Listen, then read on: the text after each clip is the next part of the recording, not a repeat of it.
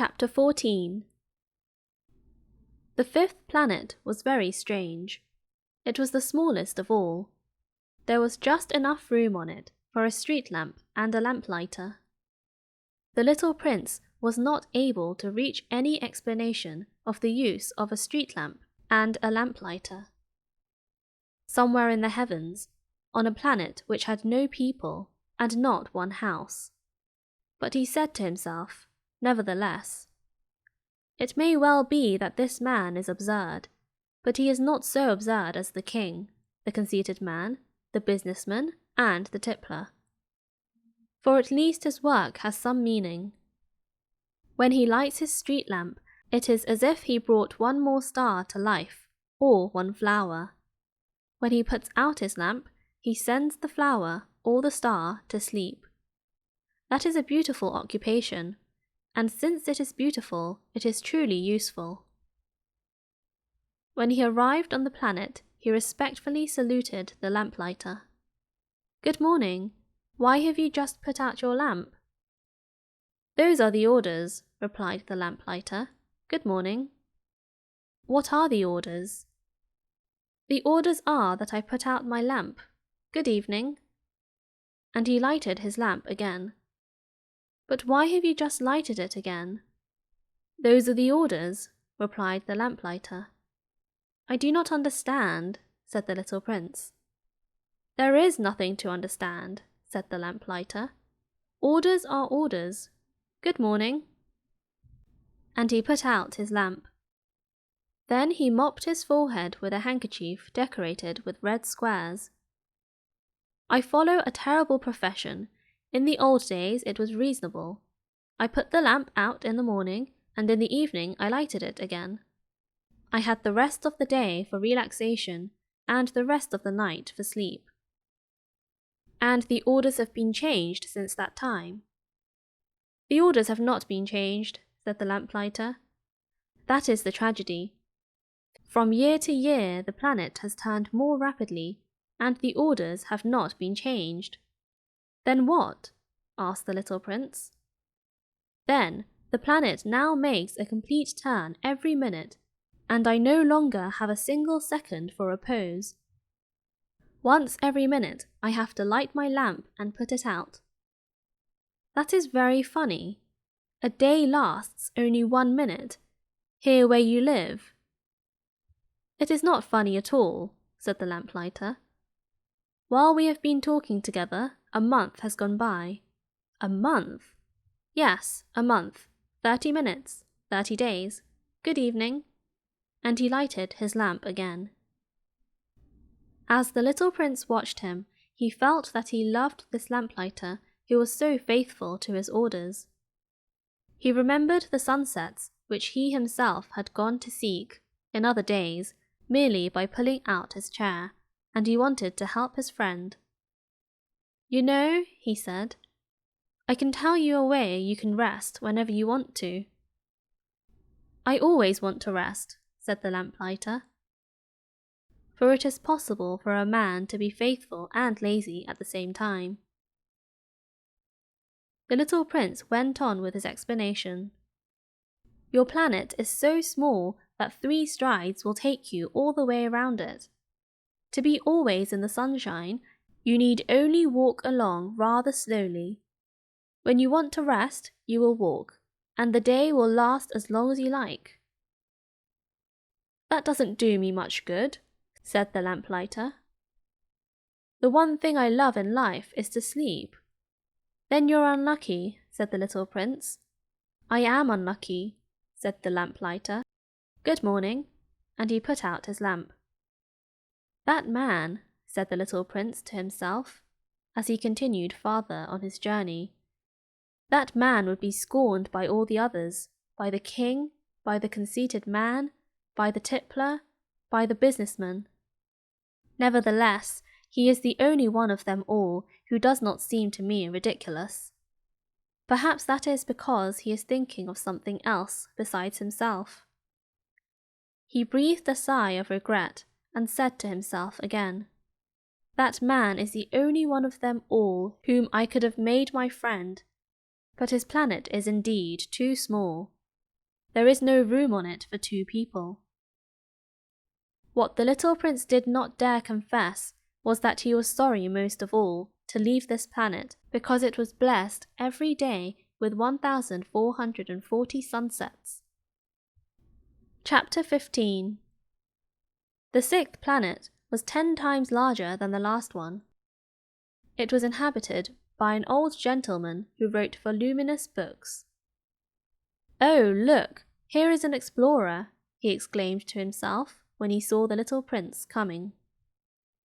The little prince sat down on the table and panted a little. He had already travelled so much and so far. "Where do you come from?" the old gentleman said to him. "What is that big book?" said the little prince. "What are you doing?" "I am a geographer," said the old gentleman. "What is a geographer?" asked the little prince. "A geographer is a scholar who knows the location of all the seas, rivers, towns, mountains, and deserts." "That is very interesting," said the little prince. "Here at last is a man who has a real profession." And he cast a look around him at the planet of the geographer. It was the most magnificent and stately planet that he had ever seen. "Your planet is very beautiful," he said. "Has it any oceans?" "I couldn't tell you," said the geographer. "And towns and rivers and deserts?" "I couldn't tell you that either." "But you are a geographer." "Exactly," the geographer said. "But I am not an explorer. I haven't a single explorer on my planet. It is not the geographer who goes out to count the towns, the rivers, the mountains, the seas, the oceans, and the deserts. The geographer is much too important to go loafing about. He does not leave his desk. But he receives the explorers in his study. He asks them questions and he notes down what they recall of their travels. And if the recollections of anyone among them seem interesting to him, the geographer orders an inquiry into that explorer's moral character. Why is that? Because an explorer who told lies would bring disaster on the books of the geographer. So would an explorer who drank too much. Why is that? Asked the little prince. Because intoxicated men see double. Then the geographer would note down 2 mountains in a place where there was only one. "I know someone," said the little prince, "who would make a bad explorer." "That is possible. Then, when the moral character of the explorer is shown to be good, an inquiry is ordered into his discovery." "One goes to see it?" "No, that would be too complicated. But one requires the explorer to furnish proofs. For example, if the discovery in question is that of a large mountain, one requires that large stones be brought back from it." The geographer was suddenly stirred to excitement. "But you come from far away. You are an explorer. You shall describe your planet to me." And, having opened his big register, the geographer sharpened his pencil. The recitals of explorers are put down first in pencil. One waits until the explorer has furnished proofs before putting them down in ink. "Well?" said the geographer expectantly. "Oh, where I live," said the little prince. "It's not very interesting. It is all so small. I have 3 volcanoes. 2 volcanoes are active, and the other is extinct, but one never knows." "One never knows," said the geographer. "I have also a flower." "We do not record flowers," said the geographer. "Why is that?" "The flower is the most beautiful thing on my planet." "We don't record them," said the geographer, "because they are ephemeral." "What does that mean, ephemeral?" "Geographies," said the geographer, "are the books which, of all books, are most concerned with matters of consequence. They never become old-fashioned. It is very rarely that a mountain changes its position. It is very rarely that an ocean empties itself of its waters. We write of eternal things. But extinct volcanoes may come to life again, the little prince interrupted. What does that mean, ephemeral? Whether volcanoes are extinct or alive, it comes to the same thing for us, said the geographer. The thing that matters to us is the mountain. It does not change. But what does that mean, ephemeral? Repeated the little prince, who never in his life had let go of a question once he had asked it. It means, which is in danger of speedy disappearance. Is my flower in danger of speedy disappearance? Certainly it is. My flower is ephemeral, the little prince said to himself, and she has only 4 thorns to defend herself against the world, and I have left her on my planet all alone. That was his first moment of regret, but he took courage once more. What place would you advise me to visit now? He asked. The planet Earth, replied the geographer. It has a good reputation. And the little prince went away, thinking of his flower. Chapter 16. So then the 7th planet was the Earth. The Earth is not just an ordinary planet. One can count there 111 kings, not forgetting, to be sure, the Negro kings among them. 7,000 geographers, 900,000 businessmen, 7,500,000 tipplers, 311 million conceited men, that is to say, about 2 billion grown-ups.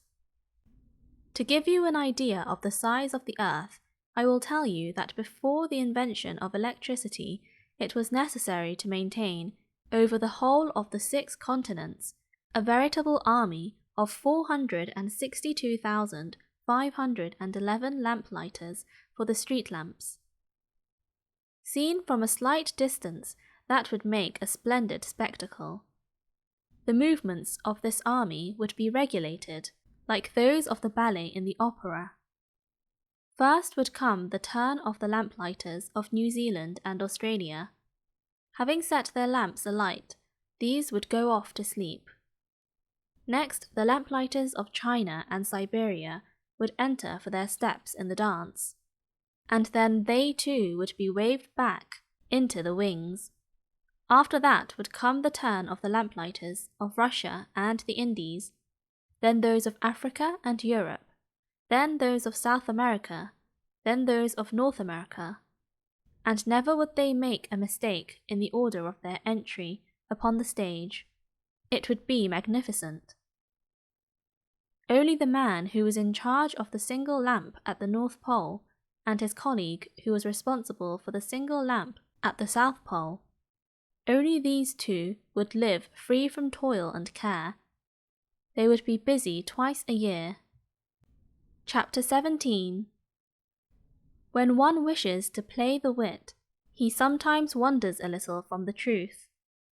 I have not been altogether honest in what I have told you about the lamplighters, and I realize that I run the risk of giving a false idea of our planet to those who do not know it. Men occupy a very small place upon the earth. If the 2 billion inhabitants who people its surface were all to stand upright and somewhat crowded together, as they do for some big public assembly, they could easily be put into one public square 20 miles long and 20 miles wide. All humanity could be piled up on a small Pacific islet. The grown-ups, to be sure, will not believe you when you tell them that. They imagine that they fill a great deal of space. They fancy themselves as important as the baobabs. You should advise them, then, to make their own calculations. They adore figures, and that will please them. But do not waste your time on this extra task. It is unnecessary. You have, I know, confidence in me. When the little prince arrived on the earth, he was very much surprised not to see any people. He was beginning to be afraid he had come to the wrong planet when a coil of gold, the colour of the moonlight, flashed across the sand. "Good evening," said the little prince courteously. "Good evening," said the snake. "What planet is this on which I have come down?" asked the little prince. "This is the earth. This is Africa," the snake answered. "Ah, then there are no people on the earth?" "This is the desert. There are no people in the desert." "The earth is large," said the snake. The little prince sat down on a stone and raised his eyes toward the sky. "I wonder," he said, "whether the stars are set alight in heaven so that one day each of us may find his own again. Look at my planet. It is right there above us. But how far away it is." "It is beautiful," the snake said. "What has brought you here?" "I have been having some trouble with a flower," said the little prince. "Ah," said the snake, and they were both silent. "Where are the men?" the little prince at last took up the conversation again. "It is a little lonely in the desert." "It is also lonely among men," the snake said. The little prince gazed at him for a long time. "You are a funny animal," he said at last. "You are no thicker than a finger." "But I am more powerful than a finger of a king," said the snake. The little prince smiled. "You are not very powerful. You haven't even any feet. You cannot even travel." "I can carry you farther than any ship could take you," said the snake. He twined himself around the little prince's ankle like a golden bracelet. "Whomever I touch, I send back to the earth from whence he came." The snake spoke again. "But you are innocent and true, and you come from a star." The little prince made no reply. "You move me to pity. You are so weak on this earth made of granite," the snake said. "I can help you some day. If you grow too homesick for your own planet, I can—" "Oh, I understand you very well," said the little prince. "But why do you always speak in riddles?" "I solved them all," said the snake, and they were both silent. Chapter 18. The little prince crossed the desert and met with only one flower. It was a flower with 3 petals, a flower of no account at all. "Good morning," said the little prince. "Good morning," said the flower. "Where are the men?" the little prince asked politely.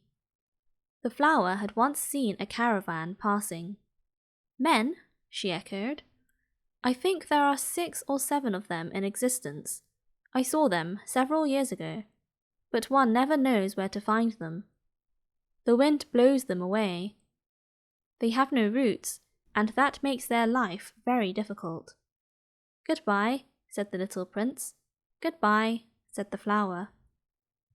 Chapter 19. After that, the little prince climbed a high mountain.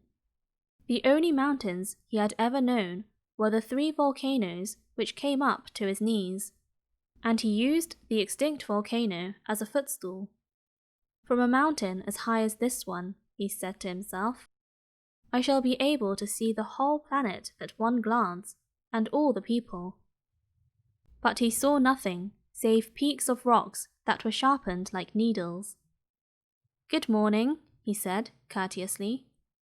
"Good morning, good morning, good morning," answered the echo. "Who are you?" said the little prince. "Who are you? Who are you? Who are you?" answered the echo. "Be my friends. I am all alone," he said. "I am all alone, all alone, all alone," answered the echo. "What a queer planet," he thought. "It is altogether dry and altogether pointed, and altogether harsh and forbidding. And the people have no imagination.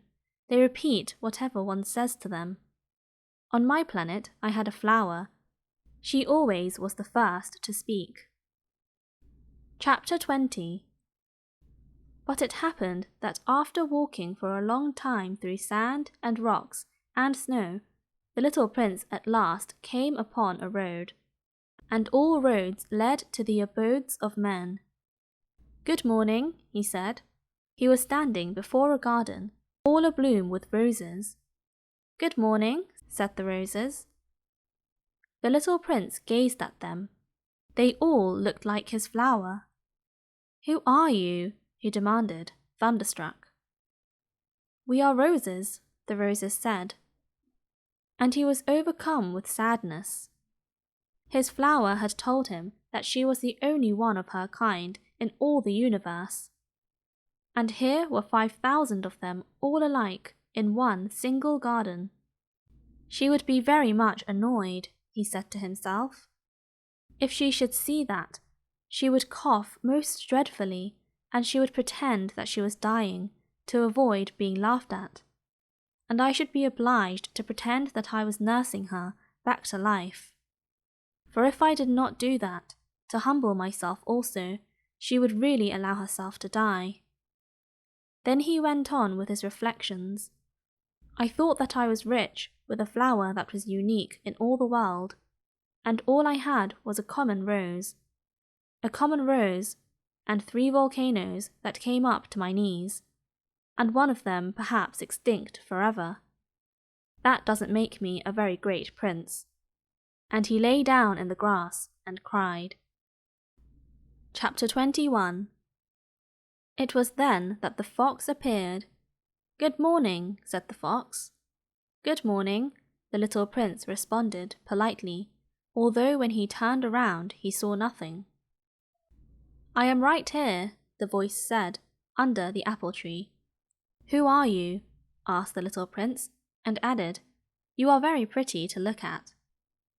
"I am a fox," the fox said. "Come and play with me," proposed the little prince. "I am so unhappy." "I cannot play with you," the fox said. "I am not tamed." "Ah, please excuse me," said the little prince. But after some thought, he added, "What does that mean, tame?" "You do not live here," said the fox. "What is it that you are looking for?" "I am looking for men," said the little prince. "What does that mean, tame?" "Men," said the fox. "They have guns and they hunt. It is very disturbing. They also raise chickens. These are their only interests. Are you looking for chickens?" "No," said the little prince. "I am looking for friends." "What does that mean, tame?" "It is an act too often neglected," said the fox. "It means to establish ties." "To establish ties?" "Just that," said the fox. "To me, you are still nothing more than a little boy who is just like 100,000 other little boys. And I have no need of you. And you, on your part, have no need of me. To you, I am nothing more than a fox, like 100,000 other foxes. But if you tame me, then we shall need each other. To me, you will be unique in all the world. To you, I shall be unique in all the world." "I am beginning to understand," said the little prince. "There is a flower. I think that she has tamed me." "It is possible," said the fox. "On the earth one sees all sorts of things." "Oh, but this is not on the earth," said the little prince. The fox seemed perplexed and very curious. "On another planet?" "Yes." "Are there hunters on that planet?" "No." "Ah, that is interesting. Are there chickens?" "No." "Nothing is perfect," sighed the fox, but he came back to his idea. "My life is very monotonous," the fox said. "I hunt chickens, men hunt me. All the chickens are just alike, and all the men are just alike. And, in consequence, I am a little bored. But if you tame me, it will be as if the sun came to shine on my life. I shall know the sound of a step that will be different from the others. Other steps send me hurrying back underneath the ground. yours will call me, like music, out of my burrow. And then look, you see the grain fields down yonder? I do not eat bread. Wheat is of no use to me. The wheat fields have nothing to say to me, and that is sad. But you have hair that is the colour of gold. Think how wonderful that will be when you have tamed me. The grain, which is also golden, will bring me back the thought of you, and I shall love to listen to the wind in the wheat.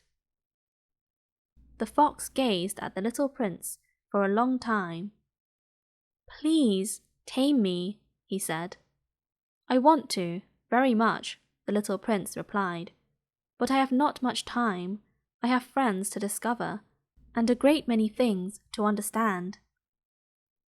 One only understands the things that one tames, said the fox. Men have no more time to understand anything. They buy things all ready-made at the shops, but there is no shop anywhere where one can buy friendship, and so men have no friends any more. If you want a friend, tame me. What must I do to tame you? Asked the little prince. You must be very patient, replied the fox. First you will sit down at a little distance from me, like that, in the grass. I shall look at you out of the corner of my eye, and you will say nothing. Words are the source of misunderstandings, but you will sit a little closer to me every day. The next day the little prince came back. It would have been better to come back at the same hour, said the fox. If, for example, you came at 4 o'clock in the afternoon, then at 3 o'clock I shall begin to be happy. I shall feel happier and happier as the hour advances. At 4 o'clock I shall already be worrying and jumping about. I shall show you how happy I am. But if you came at just any time, I shall never know at what hour my heart is to be ready to greet you. One must observe the proper rites. What is a rite? Asked the little prince. Those also are actions too often neglected, said the fox. They are what makes one day different from other days, 1 hour from other hours.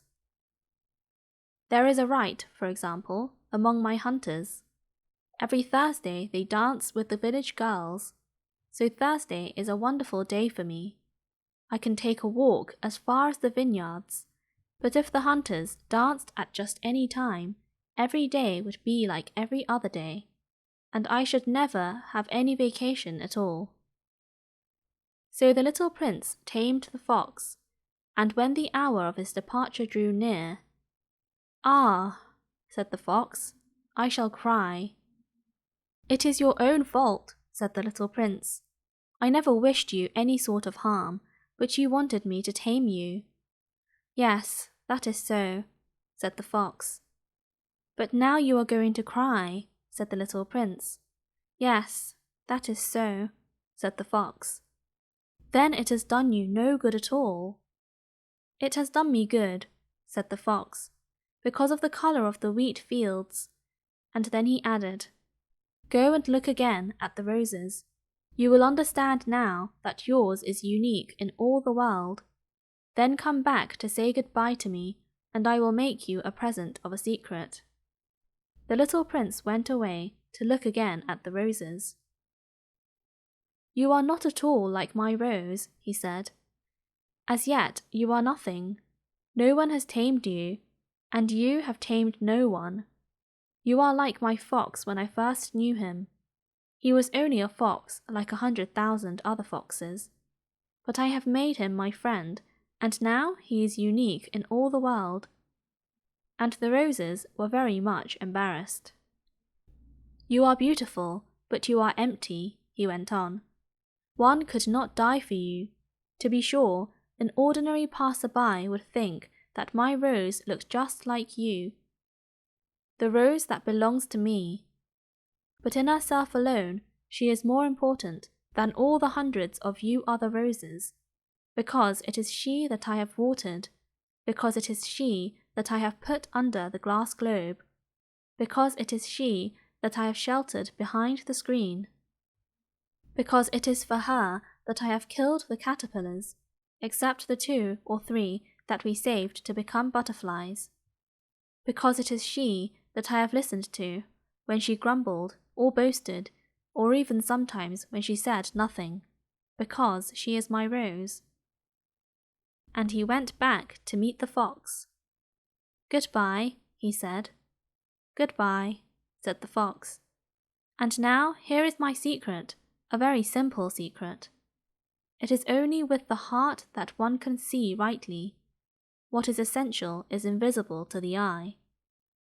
What is essential is invisible to the eye, the little prince repeated, so that he would be sure to remember. It is the time you have wasted for your rose that makes your rose so important. It is the time I have wasted for my rose, said the little prince, so that he would be sure to remember. Men have forgotten this truth, said the fox, but you must not forget it. You become responsible forever for what you have tamed. You are responsible for your rose.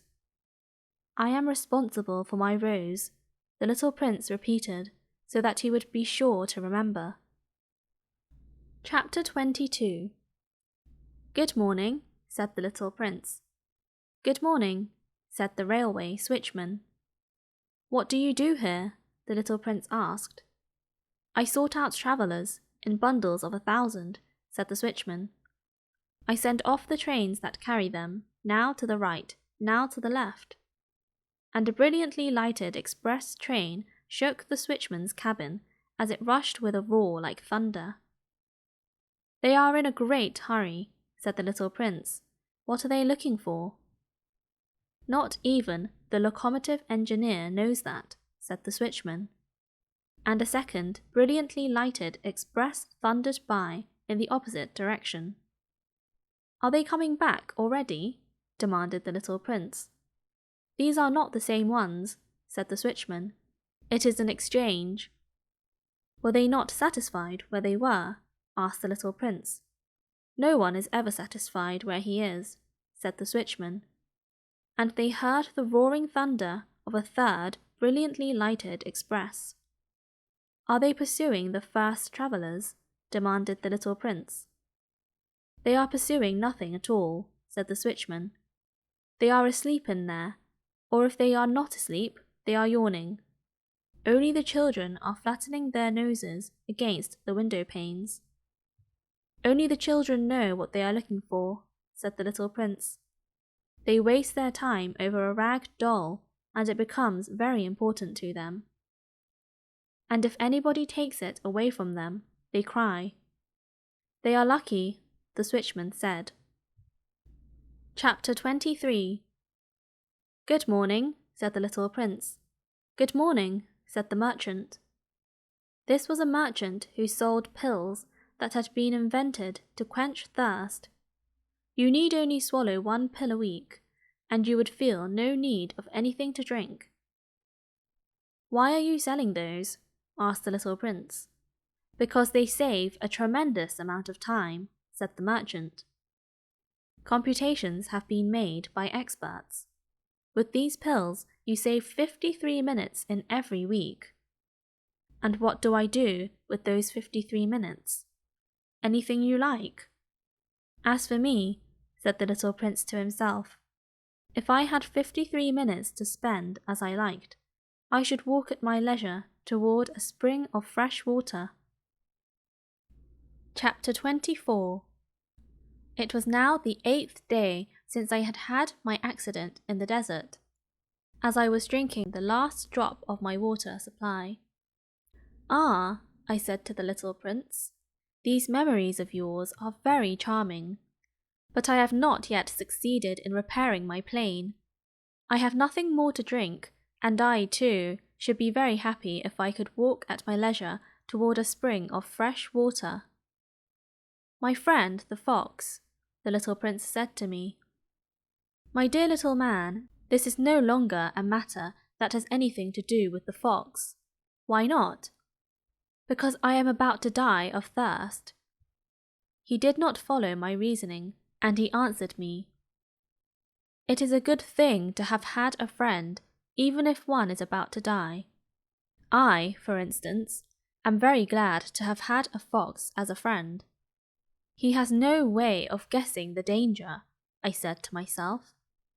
He has never been either hungry or thirsty. A little sunshine is all he needs. But he looked at me steadily and replied to my thought. I am thirsty too. Let us look for a well. I made a gesture of weariness. It is absurd to look for a well at random in the immensity of the desert, but nevertheless we started walking. When we had trudged along for several hours in silence, the darkness fell, and the stars began to come out. Thirst had made me a little feverish, and I looked at them as if I were in a dream. The little prince's last words came reeling back into my memory. Then you are thirsty too, I demanded, but he did not reply to my question. He merely said to me, water may also be good for the heart. I did not understand this answer, but I said nothing. I knew very well that it was impossible to cross-examine him. He was tired. He sat down. I sat down beside him. And, after a little silence, he spoke again. The stars are beautiful because of a flower that cannot be seen. I replied, yes, that is so. And, without saying anything more, I looked across the ridge of sand that was stretched out before us in the moonlight. The desert is beautiful, the little prince added. And that was true.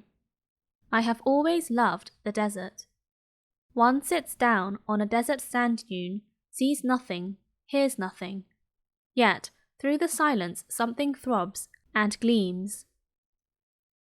What makes the desert beautiful, said the little prince, is that somewhere it hides a well. I was astonished by a sudden understanding of that mysterious radiation of the sands. When I was a little boy, I lived in an old house, and legend told us that a treasure was buried there. To be sure, no one had ever known how to find it. Perhaps no one had ever even looked for it. But it cast an enchantment over that house. My home was hiding a secret in the depths of its heart. Yes, I said to the little prince, the house, the stars, the desert, what gives them their beauty is something that is invisible. I am glad, he said, that you agree with my fox. As the little prince dropped off to sleep, I took him in my arms and set out walking once more. I felt deeply moved and stirred. It seemed to me that I was carrying a very fragile treasure. It seemed to me, even, that there was nothing more fragile on all earth. In the moonlight, I looked at his pale forehead, his closed eyes, his locks of hair that trembled in the wind, and I said to myself, what I see here is nothing but a shell. What is most important is invisible. As his lips opened lightly with the suspicion of a half-smile, I said to myself again, What moves me so deeply about this little prince who is sleeping here is his loyalty to a flower. The image of a rose that shines through his whole being like the flame of a lamp, even when he is asleep. And I felt him to be more fragile still.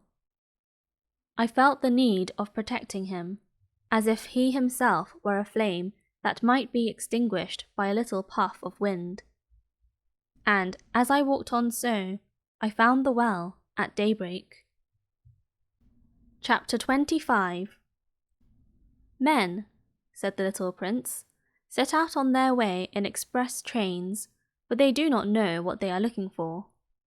Then they rush about and get excited and turn round and round. And he added, It is not worth the trouble. The well that we had come to was not like the wells of the Sahara. The wells of the Sahara are mere holes dug in the sand. This one was like a well in a village, but there was no village here, and I thought I must be dreaming. It is strange, I said to the little prince. Everything is ready for use. The pulley, the bucket, the rope. He laughed, touched the rope, and set the pulley to working. And the pulley moaned, like an old weather vane which the wind has long since forgotten. Do you hear? Said the little prince. We have wakened the well, and it is singing. I did not want him to tire himself with the rope. Leave it to me, I said. It is too heavy for you. I hoisted the bucket slowly to the edge of the well and set it there. Happy, tired as I was, over my achievement. The song of the pulley was still in my ears, and I could see the sunlight shimmer in the still trembling water. I am thirsty for this water, said the little prince. Give me some of it to drink. And I understood what he had been looking for. I raised the bucket to his lips. He drank, his eyes closed. It was as sweet as some special festival treat. This water was indeed a different thing from ordinary nourishment. Its sweetness was born of the walk under the stars, the song of the pulley, the effort of my arms. It was good for the heart, like a present. When I was a little boy, the lights of the Christmas tree, the music of the midnight mass, the tenderness of smiling faces, used to make up, so, the radiance of the gifts I received. The men where you live, said the little prince, raise 5,000 roses in the same garden, and they do not find in it what they are looking for. They do not find it, I replied. And yet what they are looking for could be found in one single rose, or in a little water. Yes, that is true, I said. And the little prince added, but the eyes are blind, one must look with the heart. I had drunk the water. I breathed easily. At sunrise, the sand is the colour of honey, and that honey colour was making me happy too. What brought me, then, this sense of grief? You must keep your promise, said the little prince softly, as he sat down beside me once more. What promise? You know, a muzzle for my sheep. I am responsible for this flower. I took my rough drafts of drawings out of my pocket. The little prince looked them over and laughed as he said, Your baobabs. They look a little like cabbages. Oh. I had been so proud of my baobabs. Your fox. His ears look a little like horns, and they are too long. And he laughed again. You are not fair, little prince, I said. I don't know how to draw anything except boa constrictors from the outside and boa constrictors from the inside. Oh, that will be all right, he said. Children understand. So then, I made a pencil sketch of a muzzle, and as I gave it to him, my heart was torn. You have plans that I do not know about, I said. But he did not answer me.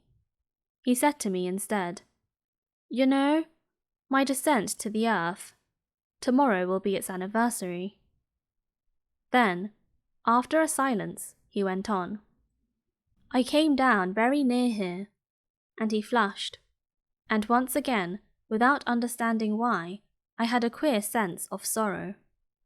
One question, however, occurred to me. Then it was not by chance that on the morning when I first met you, a week ago, you were strolling along like that, all alone, 1,000 miles from any inhabited region. You were on the way back to the place where you landed. The little prince flushed again, and I added with some hesitancy, Perhaps it was because of the anniversary. The little prince flushed once more.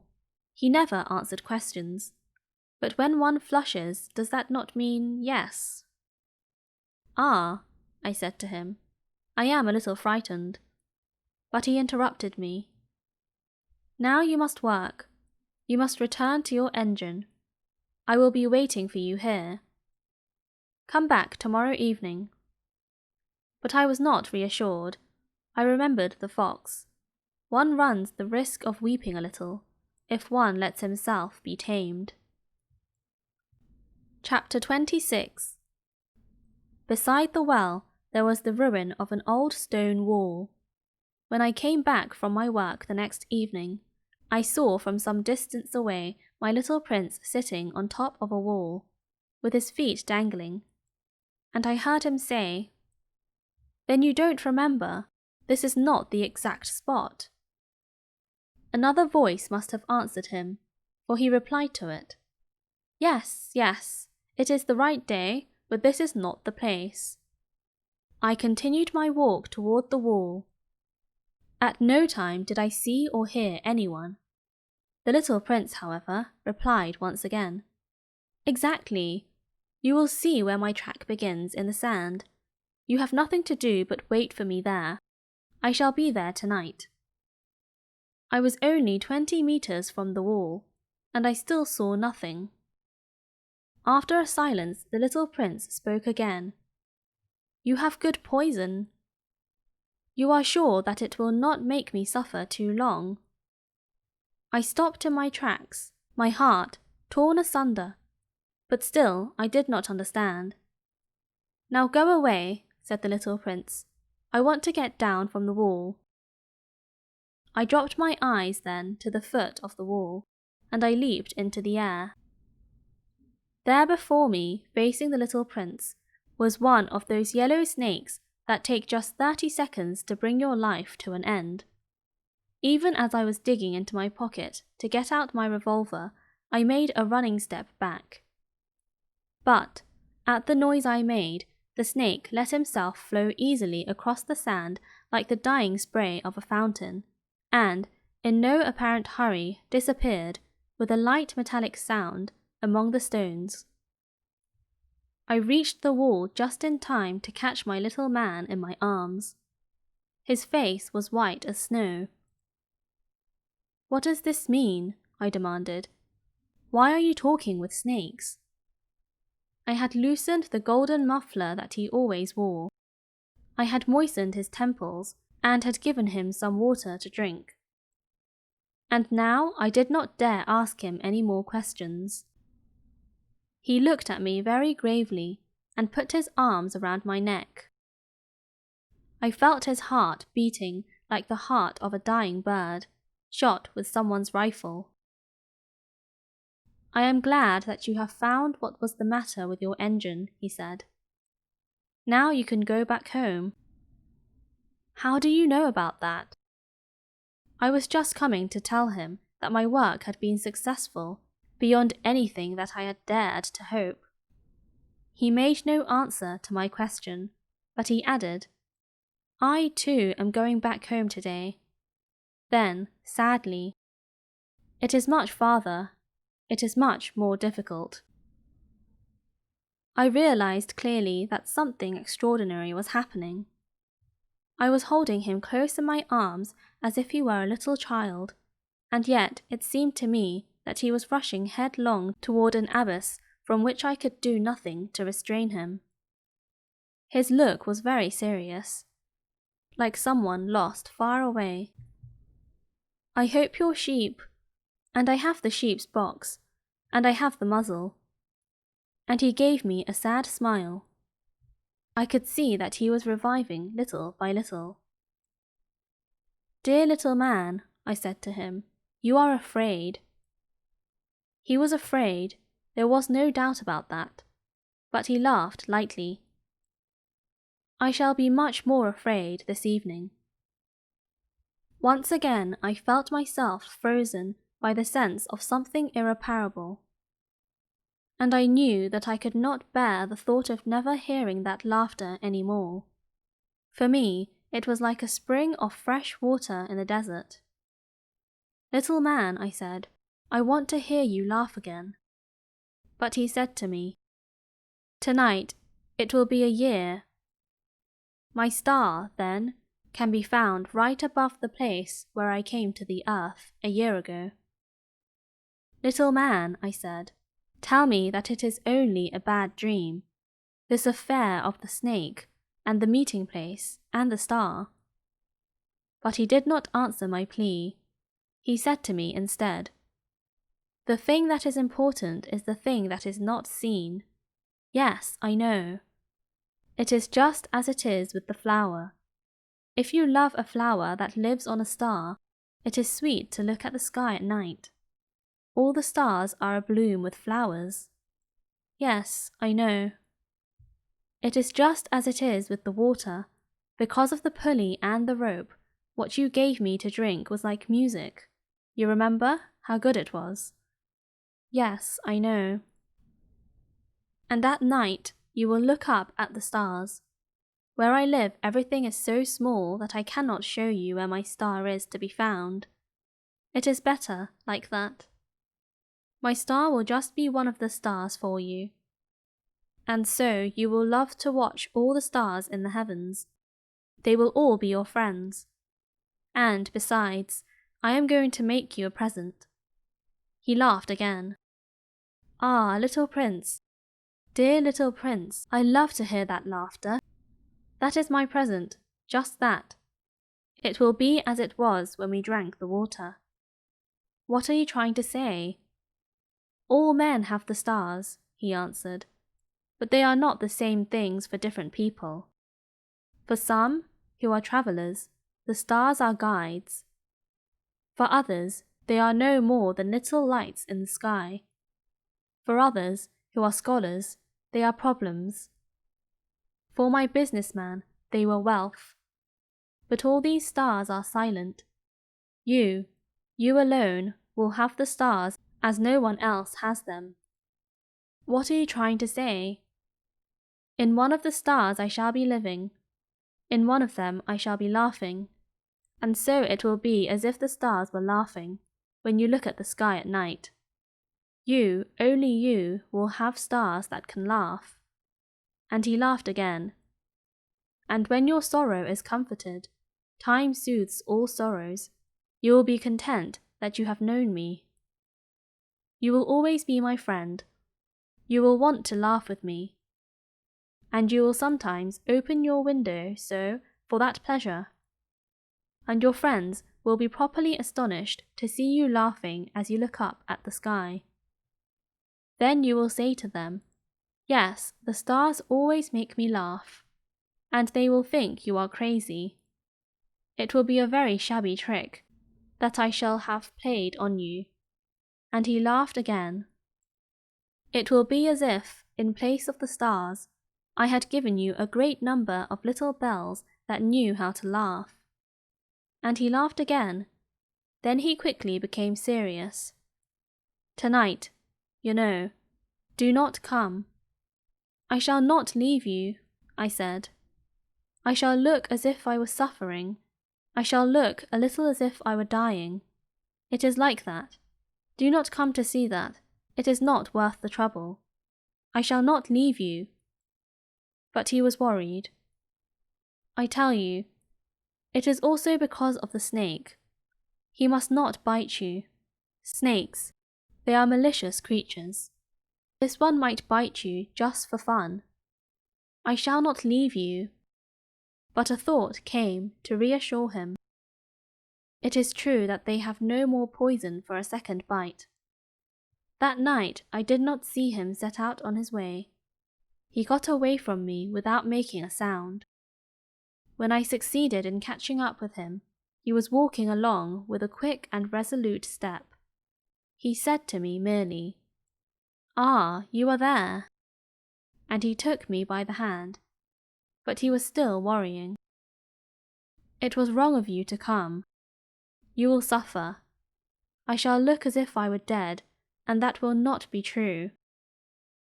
I said nothing. "You understand, it is too far. I cannot carry this body with me.